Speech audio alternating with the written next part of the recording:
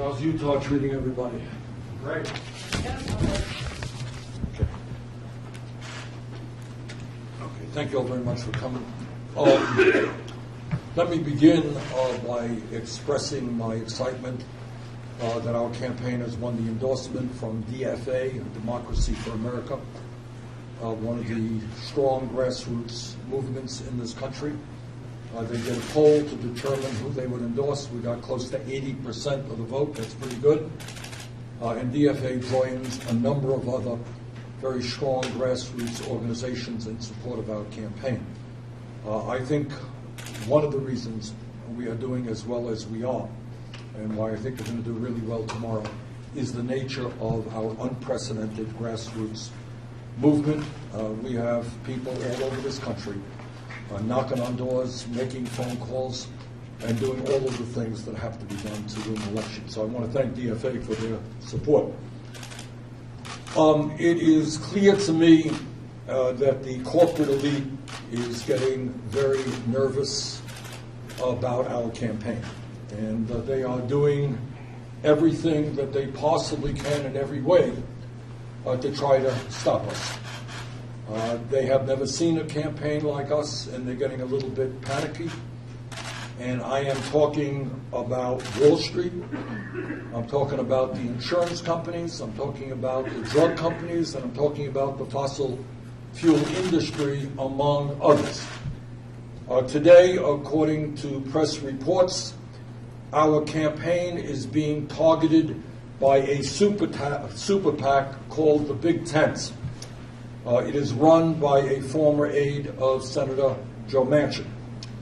This super PAC, according to the press, is spending nearly $4 million on digital ads within a few-day period, I think yesterday and today, in states like Virginia, Oklahoma, Arkansas, North Carolina, Texas, Minnesota, Massachusetts, and California. Spending $4 million for a day or two of negative advertising is a lot of money. Now, who is funding these ads? Why are they funding these ads? Well, because we have a corrupt political system which allows billionaires and corporate executives to donate huge amounts of money into the political process through super PACs without disclosing their names. We may never know who is donating this money. But let me take an educated guess, and it is a pretty educated guess. I would bet that this money is coming from the pharmaceutical industry, because they are nervous that our administration will stop them from charging us the highest prices in the world for prescription drugs.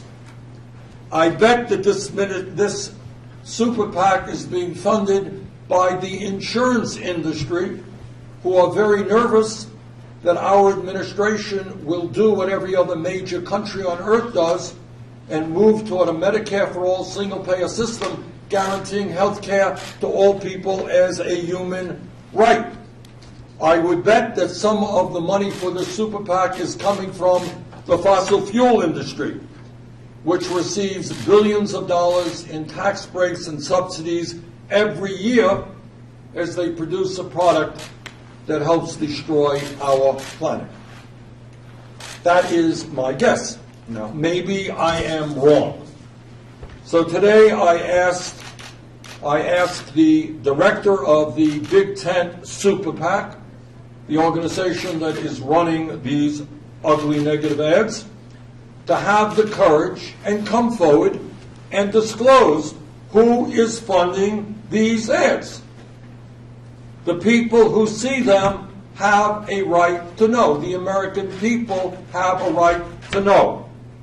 Now, as president, I will certainly move forward aggressively to overturn this disastrous Citizens United Supreme Court decision, which allows for this corrupt political system to continue existing. And I will move aggressively to public funding of elections. But in the meantime, what I say to the people in all of the states who are seeing these ads, ask yourself a simple question. Who is paying for these ads and why? Why are they so anxious to defeat Bernie Sanders? Thank you. Senator, Yes. Yesterday, Senator Elizabeth Warren released a memo saying that she plans to stay in this race at least through the convention, doesn't think that there will be a clear nominee before then. What do you think of that position, and what do you think it says about progressives?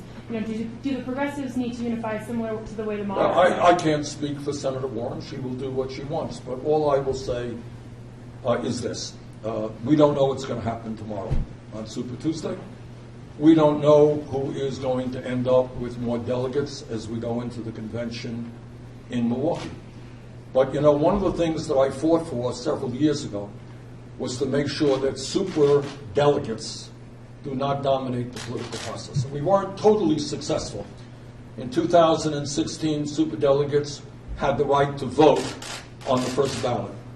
I had hoped to get rid of super delegates' participation completely. We were not successful, but we did get them off of the first ballot.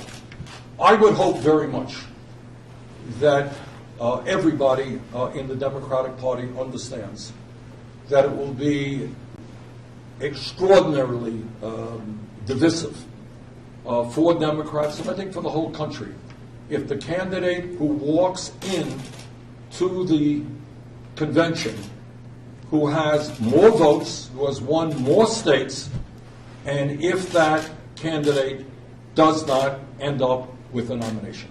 So my hope is that that we actually go into the convention with the most delegates, hopefully with a majority. But in any case, I would hope that on the first ballot, where there are no superdelegates, where the only people who are voting will be people who were elected by the people, which is the way it should be, will vote for the candidate who has the most votes. You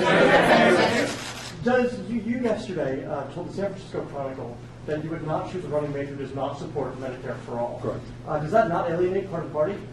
No, I don't think so. Look, let me answer your question in two ways. Every Democratic candidate, and I know I can speak for them all, understands that while we have differences, and I'm happy to talk about my differences with Vice President Biden, for example, we all understand that our differences are minimal compared to our differences with the most dangerous president in the modern history of America. And I think I can speak for all of the candidates in saying that no matter who the nominee is, if it's me or if it's somebody else, we're going to stand together and do everything humanly possible to defeat Donald Trump. Now, I happen to believe that we have a cruel and dysfunctional healthcare system in which we are now spending twice as much per capita on healthcare as do the people of any other country. And yet 87 million Americans are uninsured or underinsured. 30,000 die each year, and some 500,000 people go bankrupt because of medically related bills. I believe very strongly that this country has got to join the rest of the industrialized world and move toward a Medicare for all system. That's what I've campaigned on. That's what I believe my entire adult life. So obviously I will nominate a vice presidential candidate who shares that fundamental belief. We are a campaign of the working families, of the middle class of this country, of low-income people who are fighting for justice, who want a government and an economy that represents all of us, not just a few. And it would be very disingenuous of me to bring forth a vice presidential candidate who is not in agreement with me on the fundamental issues that I am campaigning. Okay, go on. Just to follow up on Senator Warren, does her presence in the race not make your path to victory harder? Well, I'm going to let the voters decide that. I am proud of the campaign that we are running. And I think the fundamental issue is for the voter. Take a look at my record, which is not a record of yesterday, not a record based on a recent poll. It is a record of 30 years fighting for the working families of this country and taking on every powerful special interest there is out there. And I would ask for their support. Senator Warren has the right to run her campaign. Joe Biden has the right to run his campaign. Trump will run his campaign. But let me also say And this I believe from the bottom of my heart, or I would not be here today, or I would not have gotten into this race. I believe that if you want to defeat Donald Trump, and all Democrats do, most independents do, some Republicans do, if you want to beat Donald Trump, our campaign is the strongest campaign to defeat Trump. And I know that when, the pundits or my opponents say, well, Bernie can't beat Trump, I ask them, take a look at the last 75 national polls. 70 of them have us beating Trump. Look at the battleground states. We are beating Trump time and time again. We are the campaign of energy. We are the campaign of excitement. We are the campaign that will do what has to be done to defeat Trump. And that is to have the largest voter turnout in the history of this country.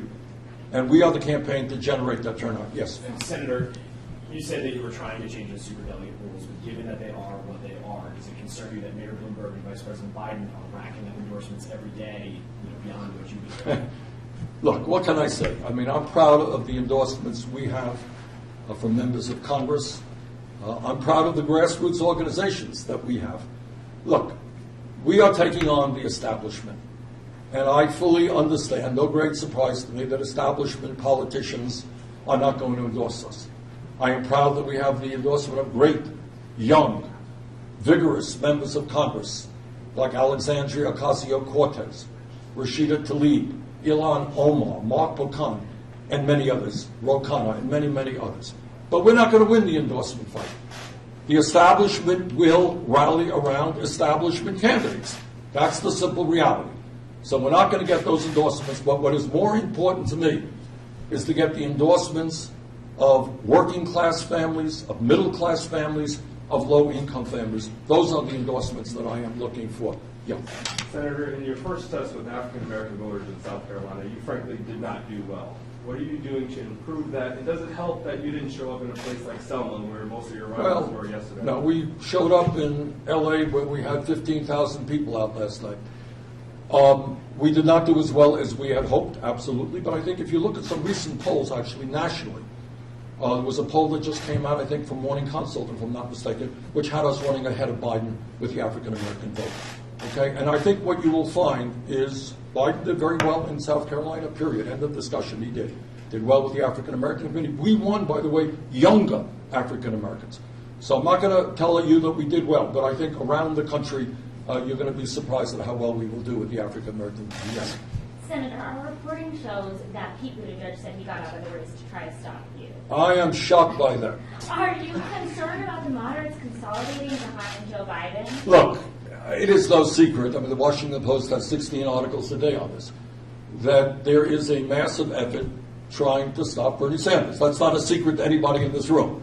The corporate establishment is coming together, the political establishment is coming together, and they will do everything. They are really getting nervous that working people are standing up. And by the way, when we talk about South Carolina, and when we talk about other states, we are winning working class voters by big numbers. So they're nervous that working class people are standing up for decent wages.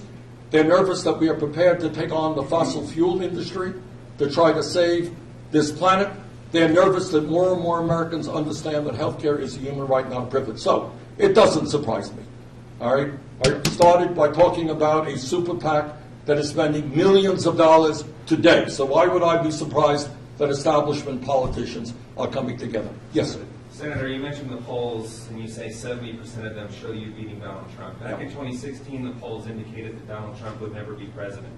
So why are you so certain, looking at him today, I'm not that certain. that would be any different? I'm not certain. I think, as I've said a million times, Donald Trump will be a very, very formidable opponent. No question about it. Trump will have unlimited financial resources. You know, I've made the point that Pete Buttigieg and Joe Biden have received financial support from dozens and dozens of billionaires. Trump will have far more billionaires at his side. But my point is that when people say Bernie can't beat Trump, based on what evidence? And I think the evidence in terms of polling is that we can, in battleground states that we can, but it's not just polling, obviously. The reason that we will beat Trump is that we are putting together an unprecedented grassroots movement. that will grow the voter turnout, that will bring young people into the political process, that will speak to a lot of working class people who are disillusioned and no longer participate in the political process. I think we can get them in. No, you, yeah. Senator, if, you said you've made an educated guess about who was funding the Big Tent Project. Yeah. If you had to make an educated guess about who is funding the pro-Warren Super PAC, do you think it's some of the same special interests? I honestly don't know. I really don't know. Okay, thank you all very much.